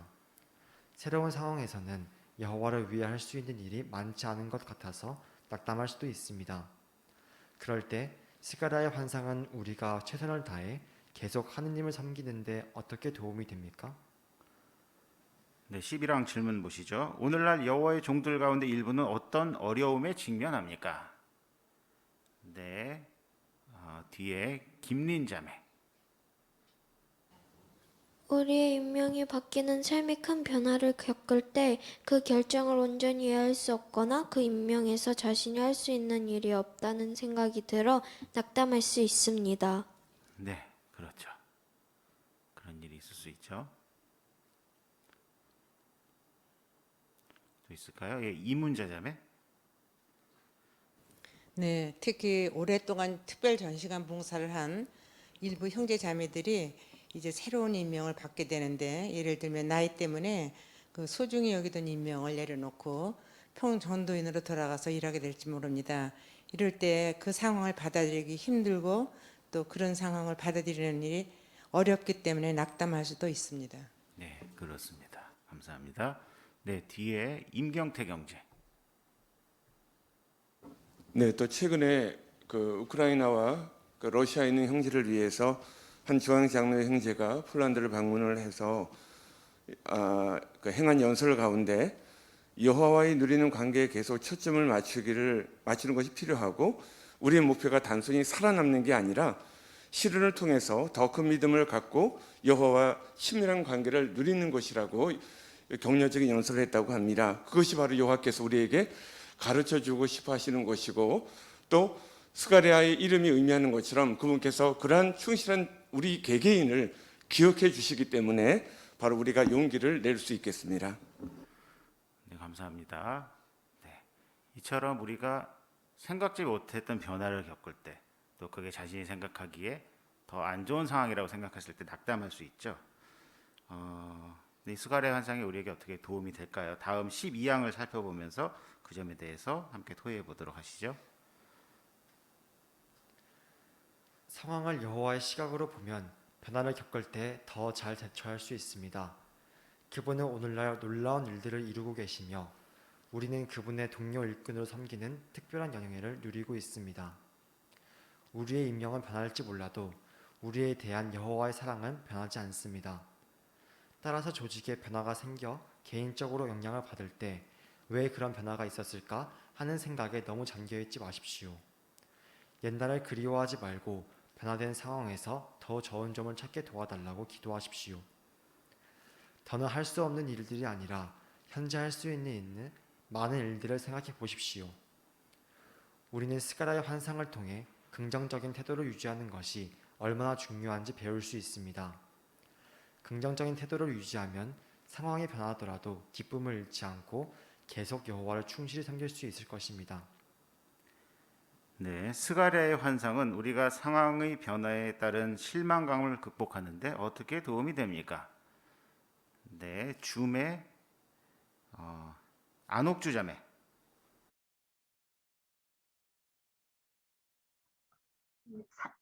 상황을 여호와의 시각으로 보면 오히려 변화를 겪을 때 더 잘 대처할 수 있습니다. 여호와께서는 오늘날 놀라운 일을 이루고 계시고 우리는 그분의 동물 일꾼으로서 성기는 특별한 영예를 누리고 있으며 우리의 인명은 변할지라도 우리에 대한 여호와의 사랑은 변하지 않는다는 것을 생각함으로써 실망감을 극복할 수 있습니다. 네, 그렇죠. 감사합니다. 네, 계속 줌의 서정인 형제. 네, 항상 그 어떤 일에도 변화는 있다는 것을 생각해 볼 수 있습니다. 그럴 때 너무 감상적이 되어서 옛날을 그리워하는 것은 긍정적이라 볼 수 없습니다. 그럴 때 극복하는 방법으로서는 여호와께 기도하는 것이 참 좋을 수 있습니다. 그리고 현재 할 수 있는 일이 무엇인가를 생각하면서 긍정적인 태도를 갖는다면 기쁨을 잃지 않고 계속 여호와를 섬기는 일에서 성공적이 될 수 있을 것입니다. 네, 그렇습니다. 관련된 사파를 보실까요? 이 사파는 우리가 배우는 본항과 어떤 관련이 있습니까? 네, 김진섭 형제. 왼쪽에 보면 재건된 성전 건축에 사용된 벽돌이 보입니다. 여기저기 상처도 많이 나고 낡고 보잘것없어 보이지만 다림줄에 대어 보니까 정확하게 수직으로 표준에 맞게 서 있다는 것을 알 수 있습니다. 여호와께서 보시기엔 부족하지 않으신 거죠. 오른쪽에 노령과 건강 문제로 상황이 변화를 겪은 형제가 보이는데요. 여전히 체격이 좋고 건장해 보입니다. 아마 난 여전히 더 많은 일을 할 수 있을 텐데 라고 생각할 수도 있겠는데요. 그렇게 하지 않고 자신이 얼마나 볼품없어 보이는지가 아니라 그 변화된 상황에서 할 수 있는 일이 무엇인지 여전히 자신이 여호와를 사랑하고 있다는 사실을 생각하면서 그런 긍정적인 점에 초점을 맞추고 있습니다. 이렇게 여호와께서 나에게 들이우신 다림줄에 나를 대어봤을 때 그분의 표준에 맞는다는 것을 알게 되면 상황이 변화된 상황에서도 여전히 기쁨을 유지할 수 있을 것입니다. 네, 그렇죠. 감사합니다. 네, 서민정 자매. 네, 예전 통치체 성원이었던 부스 형제는 정말 중요한 것은 어디에서 섬기느냐가 아니라 누구를 섬기느냐 하는 점이라는 말을 즐겨 하셨다고 합니다. 이 형제가 예전 과거에 넓은 영적 밭에서 여호와를 열심히 섬겼을지 모르지만 현재 노령과 건강 문제로 아마 병원이라는 곳에서 여호와를 섬겨야 될지 모릅니다. 하지만 그러한 인명이 변해도 여호와에 대한 사랑은 변하지 않는 그러한 모습을 보여주고 있습니다. 네, 그렇습니다. 감사합니다. 네, 한 분 더 들어보도록 하죠. 노지영 자매. 저는 얼마 전에 임명이 바뀐 분과 그 문자를 주고받는 경우가 있었는데요. 그분이 하시는 말씀이 매우 격려적이었어요. 그분이 그러시더라고요. 여호와의 조직에서 있는 변화는 항상 우리에게 기대를 불러일으키지요 라고 말씀하셨거든요. 네, 그런 긍정적인 태도가 얼마나 중요한지 배울 수 있었습니다. 좋습니다. 감사합니다. 네, 이렇게 두 번째 요점을 살펴보았는데요. 변화를 겪을 때 자신의 개인적인 생각이 아니라 여호와의 마음에 드는 것, 따라서 긍정적인 태도를 유지해야 된다는 그런 교훈점을 스가랴의 환상을 통해서 살펴볼 수 있었습니다. 마지막 세 번째 교훈점과 관련된 내용을 살펴보시죠. 지침을 따르기 어려울 때 어떻게 할 수 있습니까? 13항입니다. 성전 재건이 금지된 상황에서 인도할 책임을 맡은 두 사람, 즉 대제사장 예수아와 총독 수룹바벨은 하느님의 집을 재건하기 시작했습니다. 일부 유대인들은 그것이 지혜롭지 못한 결정이라고 생각했을지 모릅니다. 다시 성전 공사를 시작하면 어떻게든 그 일을 방해하려는 적들의 눈에 띄지 않을 리가 없었습니다. 책임을 맡은 여호수아와 스룹바벨은 여호와께서 지원해 주신다는 확신이 필요했습니다. 여호와께서는 그 점을 보증해 주셨습니다. 어떻게 말입니까? 네, 일부 유대인들은 성전 공사를 재개하는 것이 왜 지혜롭지 못한 결정이라고 생각했을 수 있습니까? 왜 그랬을까요? 네, 남효진 자매. 네, 부당한 금지령이었지만 여전히 성전 재건이 금지된 상황이었기 때문에 그때 다시 공사를 시작한다면 적들의 눈에 띌 수 있는 상황이었습니다. 그러므로 일부 유대인들은 지혜롭지 못한 결정이라고 생각했을 수 있습니다. 네, 그렇죠. 자, 그럼 이 책임을 맡은 여호수아 스룹바벨, 여호와께서 어떻게 그들을 격려하고 확신시켜 주었을까요? 이어지는 14항 보시겠습니다. 그리고 다시 그에게 물었다. 금 대롱 2개로 금빛 액체를 흘려보내는 양쪽 올리브 나무의 가지들은 무엇을 의미합니까? 그가 말했다. 이것들은 온 땅의 주 곁에 서 있는 두 기름 부음 받은 자이요. 이 구절에서 천사는 충실한 예언자인 스가랴에게 두 올리브 나무가 두 기름 부음 받은 자, 즉 여호수아와 스룹바벨을 상징한다고 알려줍니다. 그 두 사람은 비유적으로 말해 온 땅의 주 여호와 곁에 서 있었습니다. 그들은 참으로 영예로운 위치에 있었습니다. 여호와께서는 그들을 신뢰하셨습니다. 따라서 동료 유대인들은 두 사람이 어떤 결정을 내리든 그 결정을 신뢰하면 하느님의 인도를 따를 충분한 이유가 있었습니다. 네, 스가랴 4장 12, 14절의 말씀을 통해 대제사장 여호수아와 총독 스룹바벨은 어떤 보증을 받았습니까? 네, 뒤에 정령이 자매. 네, 그 천사는 두 올리브 나무가 여호수아와 스룹바벨을 상징한다고 알려주었습니다. 그런데 그 두 사람은 온 땅의 주 여호와 곁에 참으로 영예로운 위치에 서 있었습니다. 이것이 바로 여호와께서 그들을 신뢰하신다는 보증이었습니다. 네, 그렇죠.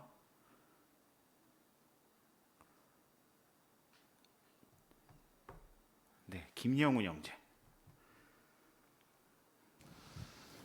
네, 금 등잔대에 기름이 공급되는데 이 기름이 여호와의 강력한 성령이라고 알려줍니다. 그러면 이 기름을 공급하는 올리브 나무 역시 여호와인가라고 생각될 수 있지만 여호와께서는 스가랴 4장에서 여호와 하나님이 아니라 두 올리브 나무가 여호수아와 스룹바벨을 상징한다고 말씀하십니다. 여호와께서 그들에게 강력한 성령을 주시고 또 이들을 통해서 자신의 백성에게 강한 영을 공급하도록 하셨음을 보여주어서 여호수아 스룹바벨을 강화시켰고 또 이 일이 온전히 이루어지게 하셨는데 오늘날 사용하는 여호수아나 스룹바벨에 해당되는 여호와의 대표자들을 우리 역시 존중할 필요가 있음을 깨닫게 됩니다. 네, 감사합니다. 자, 이어지는 내용을 통해서 우리가 얻을 수 있는 교훈점 함께 살펴보도록 하시죠. 15항입니다. 오늘날 여호와께서는 자신의 말씀인 성경을 통해서 자신의 백성을 계속 인도하십니다. 성경은 그분이 승리하시는 숭배를 드리는 방법을 알려줍니다. 우리는 하느님께서 성경을 통해 베푸시는 인도에 어떻게 존중심을 나타낼 수 있습니까? 시간을 내어 성경을 주의 깊이 읽고 그 내용을 이해하기 위해 노력하십시오. 다음과 같이 생각해 보십시오. 나는 성경이나 출판물을 읽을 때 잠시 멈추어 묵상하는가? 이해하기 어려운 성경 진리에 대해 조사하는가? 아니면 그런 내용을 대충 훑어보고 넘어가는가? 시간을 내어 여호와의 가르침을 깊이 생각한다면 그분의 인도를 따르고 전파 활동을 완수할 수 있을 것입니다. 여호와께서 성경을 통해 베푸시는 인도에 어떻게 존중심을 나타낼 수 있습니까? 네, 뒤에 신주영 어린이. 시간은 내 성경을 읽어요. 시간을 내서 성경을 읽어요. 네, 그렇죠. 아주 중요한 요점을 이야기해 줬습니다. 감사합니다.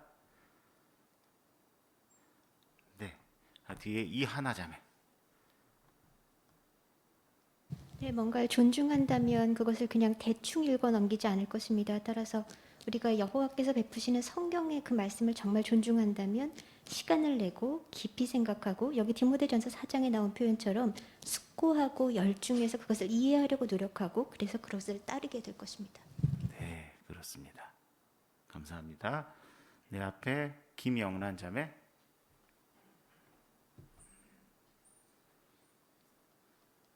네, 따라서 꼭 해봐야 할 자본이 참 좋은데요. 나는 성경이나 출판물을 읽을 때 잠시 멈추어서 묵상하는지, 그리고 이해하기 어려운 성경 진리에 대해서 그냥 넘어가는 것이 아니라 조사하는지 한번 자문해보면 좋겠습니다. 네, 그렇습니다. 네, 감사합니다. 또 어떻게 여호와의 결정 신뢰할 수 있을까요? 다음 16항을 통해서 계속 살펴보도록 하겠습니다. 또한 여호와께서는 충실하고 슬기로운 종을 통해서 우리를 인도하십니다.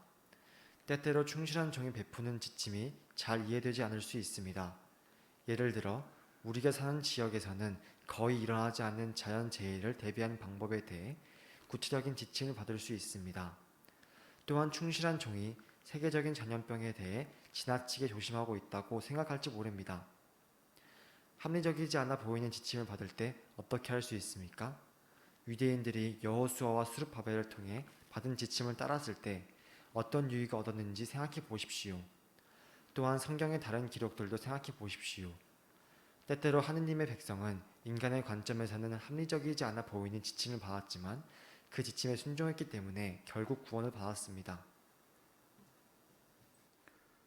충실하고 슬기로운 종이 베푸는 지침이 잘 이해되지 않더라도 그대로 따르는데 무엇이 도움이 됩니까? 네, 신지윤 자매. 유대인들이 여호수아와 스룹바벨을 따랐을 때 어떤 유익을 얻었는지와 같은 여러 가지 기록들을 살펴본다면 지침에 순종하는 일이 얼마나 유익한지 알게 될 것입니다. 네, 그렇죠. 감사합니다. 네, 홍연자 자매.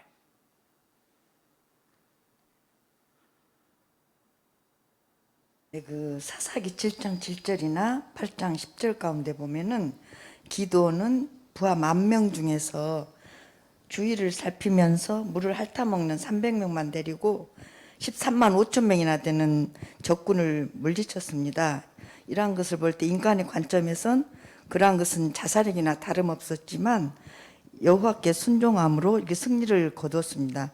이런 기록들을 우리가 잘 읽고 묵상해 본다면 때로는 충실하고 슬기로운 종들의 그 말씀들이 좀 잘 이해가 되지 않더라도 순종하는 데 도움이 될 수 있습니다. 예, 그렇죠. 감사합니다.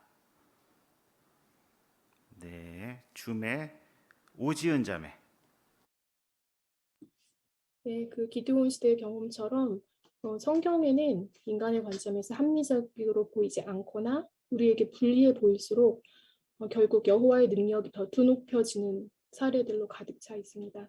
그래서 그런 실제 사례들의 결과를 곰곰이 생각해 본다면 우리의 신뢰심을 기를 수 있을 것입니다. 네, 그렇습니다. 감사합니다.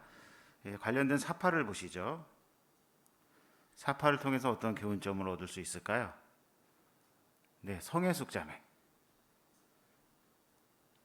네, 오른쪽에 보이는 것처럼 총독 스룹바벨과 제사장 여호야다는 여호와께서 함께 하신다는 확증을 들었고 결국 이들의 노력은 성공을 거두었습니다. 우리 역시 이러한 사실들을 묵상해보고 현재 충실하고 슬기로운 종이 여호와의 인도를 받고 있다는 사실을 인식한다면 역시 순종하기 쉬울 것입니다. 네, 그렇죠.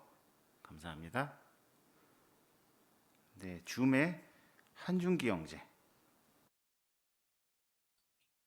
예, 이 오른편에 그 스룹바벨과 예수아를 통해서 그 당시에 이제 성공적인 성전 공사가 성공한 것처럼 왼쪽에 이제 자매가 충실하고 슬기로운 종 반열에서 JW 방송을 보고 있습니다. 팬데믹 시절에 저희들도 이 방송을 보면서 어떤 경우에는 우리 지역과 전혀 상관없다고 생각되는 그런 지침도 받았던 것이 기억이 납니다. 그럴 때도 우리가 충실히 이러한 명령들에 따른다면 여러 가지 부면에 있어서 여호와의 인도를 따르는 것이고 결국은 그것이 우리들의 순종이 여호와의 성령을 통해서 저희들에게 모든 유익을 줄 것임을 우리는 생각해 볼 수 있습니다. 네, 그렇습니다. 감사합니다. 줌에 홍태규 형제. 네, 그리고 우리가 충실하고 슬기로운 종을 신뢰하는 것은 여호와께서 신뢰하라고 하셨기 때문에 신뢰하는 것만은 아닙니다. 오랜 기간 동안 충실한 종은 신뢰할 만한 지침을 베풀어 왔고 그것이 좋은 결과에 이르렀다는 것을 우리는 직접 봐왔습니다. 앞서 그 두 올리브 나무에서 기름이 공급되는 장면도 있었는데 아무리 올리브 나무라 하더라도 올리브 기름이 한정없이 공급되는 것은 불가능할 것입니다. 하지만 환상에서 나온 것처럼 충실한 종은 그 올리브 나무에서 기름이 무한정 공급되는 것처럼 충실하게 계속 영적 양식을 지속적으로 우리에게 유익한 교훈을 베풀어 왔기 때문에 그 이유 때문에라도 우리는 충실한 종을 신뢰할 수 있다는 점을 또 생각해 볼 수 있습니다. 네, 감사합니다. 네, 이렇게 스가랴의 환상과 관련돼서 세 가지 교훈점 함께 살펴볼 수 있었습니다. 자, 그럼 다음 소제목 보시죠. 스가랴의 환상을 기억하십시오. 17항입니다. 스가랴가 본 다섯 번째 환상은 간단하지만 유대인들이 성전 건축과 그들의 숭배에 대해 새로운 시각을 갖게 해 주었습니다. 유대인들은 스가랴의 환상을 통해 배운 점들을 적용하면서 여호와의 사랑 넘친 지원과 인도를 느꼈습니다. 여호와께서는 자신의 강력한 성령을 사용해 그들이 성전 공사를 계속하고 기쁨을 되찾게 도와주셨습니다. 네, 등잔대와 두 올리브 나무에 관한 환상은 유대인들에게 어떤 영향을 주었습니까? 네, 앞에 김사라 자매.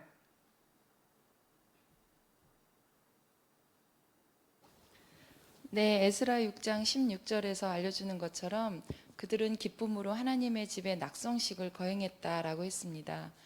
여호와의 강력한 성령을 통해서 성전 공사를 계속할 수 있었고 또 그들이 기쁨을 찾을 수 있었던 것처럼 우리 역시 스가랴의 환상을 통해서 배운 점들을 적용하고 여호와의 사랑 넘친 지원과 인도를 느낄 수 있습니다. 네, 그렇습니다. 감사합니다. 자, 끝으로 18항 보시겠습니다. 등잔대와 두 올리브 나무에 관한 스가랴의 환상은 우리에게도 큰 영향을 줄 수 있습니다. 이 기사에서 살펴본 것처럼 그 환상은 반대를 견딜 힘을 주고 상황이 변하더라도 기쁨을 잃지 않게 도와주며 이해되지 않는 지침을 받더라도 순종하는 데 필요한 신뢰심을 갖게 해줍니다. 당신은 앞으로 여러 가지 어려움을 겪을 때 어떻게 할 것입니까? 스가랴의 환상을 기억하십시오. 그 환상은 여호와께서 자신의 백성을 돌보신다는 점을 알려줍니다. 또한 여호와를 신뢰하고 계속 마음을 다해 그분을 숭배함으로 그 환상에서 배운 점에 따라 행동하십시오. 그렇게 하면 여호와께서 우리가 영원히 기쁨으로 그분을 섬길 수 있게 도와주실 것입니다. 네, 염지성 형제 우리를 위해 좋은 낭독해 주셔서 감사합니다. 스가랴의 환상은 당신에게 어떤 영향을 줍니까? 네, 신호영 학생. 스가랴의 환상에서 우리에게도 반대를 견딜 힘을 주고 상황이 변하더라도 기쁨을 잃지 않게 도와주며 이해되지 않는 지침을 받더라도 순종하는 데 필요한 신뢰심을 갖게 해줍니다. 네, 신호영 학생에게도 이런 좋은 영향을 주었을 거라고 확신합니다. 네, 변정미 자매. 네, 여러 반대를 받아 시련을 겪을 때에도 결국 좋은 결과로 이어질 수 있는 것은 여호와께서 그럴 때 더욱 강력한 성령으로 계속 지원해 주시고 있기 때문일 텐데요. 어떤 박해도 어려운 상황도 잘 이겨내고 계속 기쁨으로 여호와를 섬길 힘을 얻게 됩니다. 네, 좋습니다. 네, 서명화 형제. 네, 특히 아마 지금 이 시점에서 힘든 상황을 당하고 경험하고 계시는 분들이 계실지도 모르고 지금은 아니더라도 앞으로는 아마 더한 어떤 어려움을 겪을 수가 있을 것입니다. 그럴 때 우리가 이 성전 환상을 기억한다면 아마 견디는 데 도움이 될 것입니다. 네, 감사합니다. 예, 뒤에 최영철 형제. 유대인들이 이 환상을 통해서 성전 건축과 그들의 숭배에 대한 새로운 시각을 갖게 되었다고 했습니다. 우리 역시 이 환상을 통해서 두 개의 큰 틀을 이해하게 됩니다. 첫 번째 틀은 어떤 불가항력적인 상황으로 보인다 하더라도 여호와께서는 자신의 강력한 성령을 사용해서 자신의 목적을 반드시 이루신다는 것, 그 틀을 확인하게 되고, 두 번째는 그 과정에서 사용하시는 자신의 백성들을 잊지 않으시고 중앙장로회를 통해서 또한 성령을 통해서 전폭적으로 지원하신다는 사실입니다. 네, 감사합니다. 문종대 형제.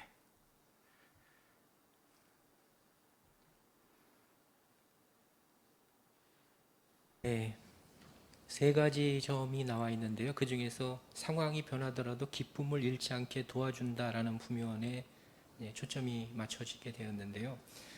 자기 자신과 비교, 이전에 자기 자신과 비교를 해도 다른 사람과 자신을 비교하는 것만큼이나 기쁨을 상실하게 될 수 있다는 점을 생각해 보게 되었고요. 상황이 아무리 변하더라도 내 마음이 여호와께 대한 충절에 있어서 변하지 않는다면 수직이 맞는 사람인 것처럼 여호와의 시각에서 기쁨을 잃지 않을 수 있다는 점을 생각해 보았습니다. 예, 좋습니다. 감사합니다. 각자에게 아주 좋은 교훈을 얻을 수 있는 그런 내용이었던 것 같습니다. 자, 그러면 다음에 질문 세 가지를 고려해 보도록 하시죠. 다음의 상황에서 스가랴의 환상이 어떻게 도움이 됩니까? 먼저 반대를 받을 때. 네, 송혜영 자매. 네, 환상에서 올리브나무에서 나오는 기름이 끊임없이 공급되는 것처럼 여호와의 강력한 성령이 우리에게 견딜 힘을 줄 것이기 때문에 두려워하지 않을 수 있습니다. 네, 그렇죠. 감사합니다. 네, 다음 변화를 겪을 때 스가랴의 환상이 어떻게 도움이 될까요? 네, 줌의 김종환 형제.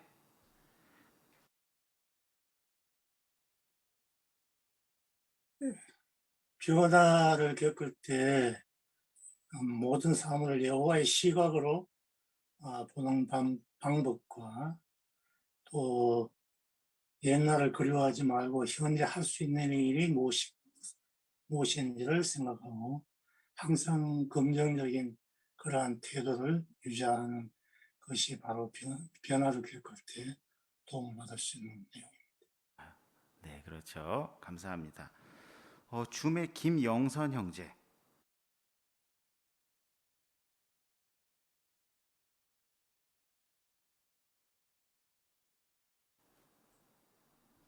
마이크를 좀 켜주실까요, 김영재?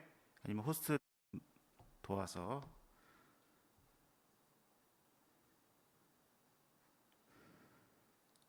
네, 김영선 형제.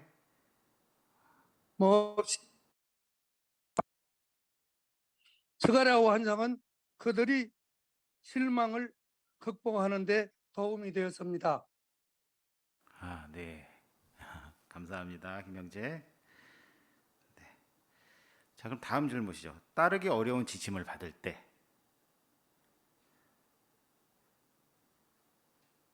김윤지 자매.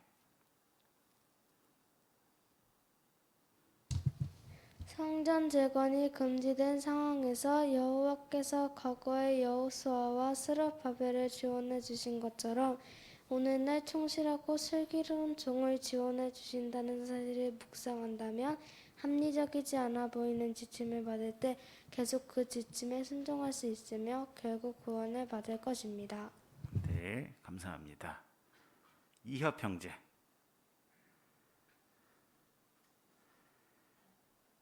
네, 스가랴 4장 12절에서 스가랴는 천사에게 올리브 나무가 무엇을 의미하는지 물었습니다. 그때 천사가 대답하기를 두 기름 부음 받은 자를 의미한다는 것을 이야기 주었는데요. 여호와께서 그렇게 도움을 주시는 방식이 여호수아와 스룹바벨을 통해서 돕는 방식이라는 것을 알 수 있게 됩니다. 그렇기 때문에 우리는 따르기 어려운 지침을 받을 때 여호와께서 주시는 방식에 의지해야 된다는 것을 인식할 필요가 있을 것입니다. 예, 그렇죠. 감사합니다. 오늘 우리는 이 파수대 기사를 통해서 그 스가랴의 환상을 통해서 세 가지 중요한 교훈점 기억하시죠? 먼저 반대를 받을 때 주제성구에서 알려주는 것처럼 여호와의 영, 그분의 힘에 의지해야 된다는 것. 또 변화를 겪을 때 긍정적인 그런 태도와 생각 유지할 수 있습니다. 또 어떤 제안이나 지침을 받아들이기 어려울 때 어떻게 할 수 있죠? 여호와를 신뢰하고 또 그분의 조직을 통해서 나오는 그런 말씀들을 신뢰할 수 있습니다. 우리 모두가 오늘 배운 교훈점들을 잘 적용하시기 바랍니다. 그렇게 하신다면 우리가 이러한 세 가지 어려움이 한꺼번에 닥친다 하더라도 우리는 기쁨을 잃지 않고 여호와를 계속 충성스럽게 섬길 수 있을 것입니다. 네, 오늘 잘 준비해 주셔서 해설에 적극적으로 참여해 주신 모든 분들께 진심으로 감사드립니다. 그러면 오늘의 이 모임을 노래와 기도로 마치도록 하겠습니다.